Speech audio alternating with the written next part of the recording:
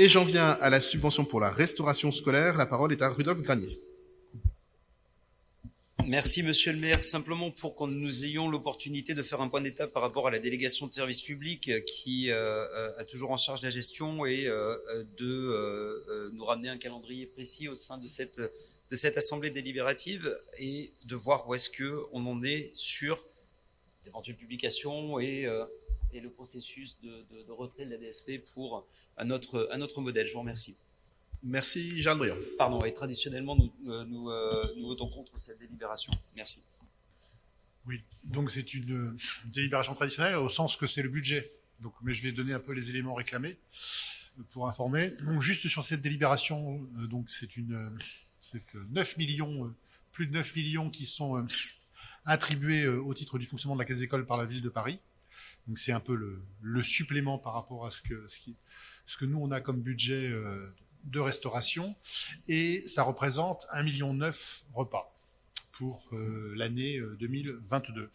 Et donc c'était une négociation entre la Caisse d'école et la ville qui s'est très bien passée, c'est-à-dire par rapport à ce que nous réclamions et ce que la ville a donné, il y a un différentiel de 100 000 euros, donc on s'est retrouvé bien par rapport à ce qu'on avait demandé, on était plutôt satisfait du point de vue de la Caisse d'école. Ensuite, les informations demandées, eh bien la réforme est en cours. Donc, comme vous le savez, donc maintenant nous avons donc 2 collèges qui sont en liaison chaude aujourd'hui et qui fabriquent leurs propres repas avec un intérêt important au sens on a une augmentation de la participation à la cantine, donc on est très satisfait. Et évidemment, en fonction de l'un ou de l'autre des cuisiniers, on n'a pas tout à fait les mêmes repas. Mais c'est ce qui fait aussi le charme et l'intérêt, sachant qu'aujourd'hui, nous fonctionnons dans le cadre de la délégation de services publics que nous avons lieu avec la SOGERES. Donc, évidemment, il s'agit de la même fourniture de matières premières. Donc, cette délégation-là va s'arrêter au 1er janvier 2024. À l'origine, elle était prévue pour s'arrêter en septembre 2023, mais les reports dus au Covid, en fait, c'est un petit peu la consigne qui a été donnée par l'État par rapport au contrat, donc c'est quelques mois qu'on va être gagnés. Donc au 1er janvier, ce qui va se passer effectivement pour là, en l'occurrence, tous les parents d'élèves du 10e arrondissement, c'est qu'ils auront un seul interlocuteur, c'est la caisse d'école. Avant, on payait ses factures à la SOGERES pour ceux qui connaissent. Donc il y aura un mode de gestion qui tout de suite va être mis en place. Ensuite, donc successivement, nous allons donc la construction de ces 15 cantines. 15 cantines, 15 cuisines, je sais pas ce que c'est. Je parle comme dans l'ancien temps, moi, donc 15 cuisines avec à la fois des cuisines autonomes et des mini-cuisines centrales, enfin qui sont des cuisines un peu de quartier qui vont distribuer plusieurs établissements. Donc là, pour l'instant, notamment, ce qui est intéressant, c'est parmi les nouveautés. C'est pour ça que la question est tout à fait intéressante, c'est-à-dire que là, donc nous avons sur Aimé Césaire, nous fabriquons des repas sur Aimé Césaire et nous allons distribuer sur les 3 écoles, donc qui sont juste en face, hein, l'école du département et tout. Et donc ça va commencer, ça aurait dû commencer un peu plus tôt, mais l'administration, et en l'occurrence, en fait, pour aller livrer un repas juste en traversant la rue, on passe toute une série de filtres et qui sont compliqués, ce qui est bien parce qu'on est en train d'essayer et de voir et de faire notre propre expérience. Et en fait, bon, voilà, cette procédure administrative avec tout un tas de réglementaires qu'on est en train de faire. Donc là, on est au bout du bout.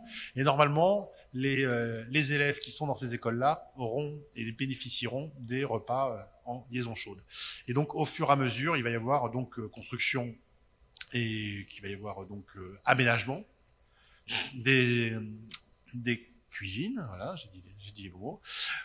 Ceux que ça intéresse plus précisément sur le projet, je les invite à se rapprocher de nous de la caisse d'école parce que tout n'est pas encore complètement définitif.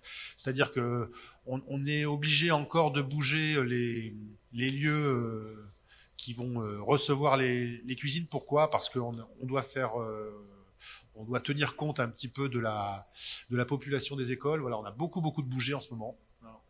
On a vraiment une évolution très importante en termes d'inscrits. Donc voilà, c'est en calage. Toutes ces informations-là seront disponibles. Donc tous les élus qui sont intéressés peuvent s'adresser. On peut aussi, lors d'un prochain conseil d'arrondissement, avoir une présentation un peu plus officielle pour avoir toute une série de lieux, de dispositifs, de dates, de calendriers.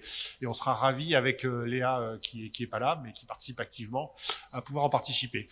Je redis autre chose, c'est que pour que l'information soit complète, c'est-à-dire que en 2024, on en aura fini avec la SOGRS, enfin en l'occurrence avec ce système-là, et ensuite nous ferons appel à des prestataires dans le cadre d'un marché public. Donc je pense qu'il y aura plusieurs lots, et on demandera à des prestataires de fournir des repas. Donc voilà, il y aura toute une série d'opérateurs qui seront, je pense, intéressés par ce marché. C'est à peu près un marché de 10 000 repas par jour, donc c'est quand même pas rien. Et nous aurons des lots. Donc moi, par exemple, on a rencontré Ressources, qui était plutôt intéressante comme expérience dans le 18e. Je pense que voilà, après c'est du marché public, donc c'est ceux qui seront au plus offrants socialement, au plus offrants, etc., etc. Enfin, vous connaissez tout cela par cœur.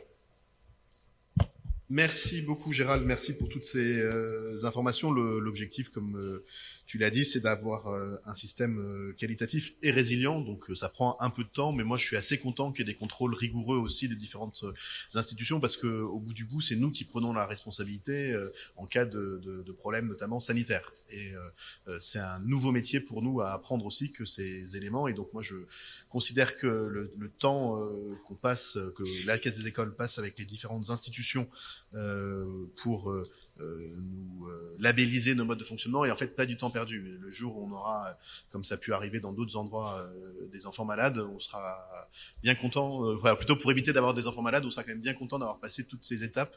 C'est un peu long, mais c'est très bien, et je voulais remercier chaleureusement et Gérald Briand et Léa Balage et Mariki qui suivent ça de très près avec le directeur de la Caisse des écoles. Et je rappelle que tous les élus membres du conseil de la Caisse des écoles sont invités à assister aux réunions du conseil, et ce qui leur donnera une information précise. À chaque fois, on fait un point. Et donc c'est ce vendredi, c'est en visio pour, je sais pas qui sont les représentants des différents groupes, mais c'est en visio pour ceux qui le souhaitent. Et à chaque séance, on fait un point sur l'avancée de la réforme avec les parents d'élèves qui sont présents et tout ça. Donc n'hésitez pas à nous rejoindre, c'est toujours très intéressant, et puis ça nous évite des problèmes de quorum, ce qui n'est pas rien non plus. Et donc, je vais mettre aux voix la DASCO 126 qui est pour, qui est contre, qui s'abstient. Elle est adoptée, je vous en remercie.